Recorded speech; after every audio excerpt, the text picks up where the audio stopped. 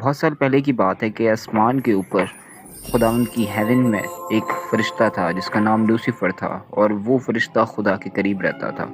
وہ فرشتہ فیمس تھا اپنی بہت ساری باتوں کے لیے۔ یوں تو سبھی فرشتوں کی الگ الگ خوبیاں ہیں، اور اس فرشتے کی ایک خوبی یہ بھی تھی کہ یہ خداوند کی روشنی کو پیش کرتا تھا۔ لوسیفر کوئی عام سا فرشتہ نہیں تھا، بلکہ بہت زیادہ وزڈم اور پاورفل فرشتہ تھا۔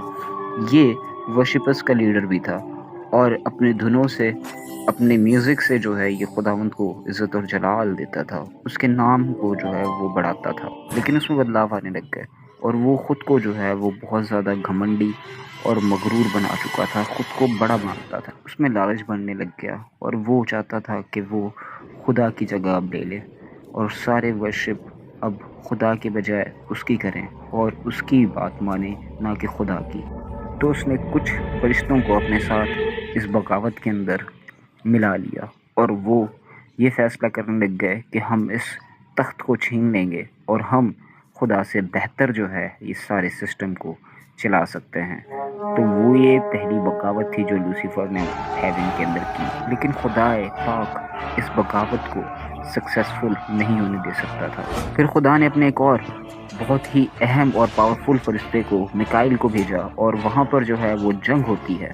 آسمان پر ایک بہت بڑی بغاوت کے خلاف جنگ کی جاتی ہے، اور ان تمام تر بغاوتی فرشتوں کو انہی کے لیڈر کے ساتھ آسمان سے پھینک دیا جاتا ہے۔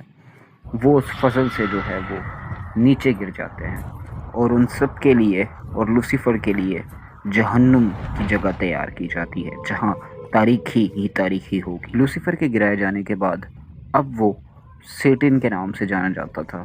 سیٹن جو کہ ایڈورسری ہے، دشمن ہے۔ اس کے ساتھ ہی فالن اینجلز اب ڈیمنز بن چکے تھے، جو کہ اچھائی کے خلاف تھے۔ اب وہ دنیا کو جھوٹ سکھا رہے تھے، ایک دوسرے کو دھوکہ دینا بتا رہے تھے، ہر طرح کے گناہ کی ٹریننگ دینے لگ گئے تھے۔ تو لوسیفر کی سٹوری سے ہمیں کیا سمجھ آتا ہے کہ ایک بہت خوبصورت اینجل جس کو خدا نے بہت ساری طاقت دی ہوئی ہے، وہ سیٹن بن گیا۔ کیسے؟ ہمیں اپنے اندر گھمنڈ کو نہیں لانا، ہمیں اپنے اندر ان مردہ کرنے والی چیزوں کو نہیں لانا، ورنہ ہمارے لیے بھی وہی جگہ ہے جو لوسیفر اور اس کے ساتھیوں کے لیے ہے۔ So make choice good.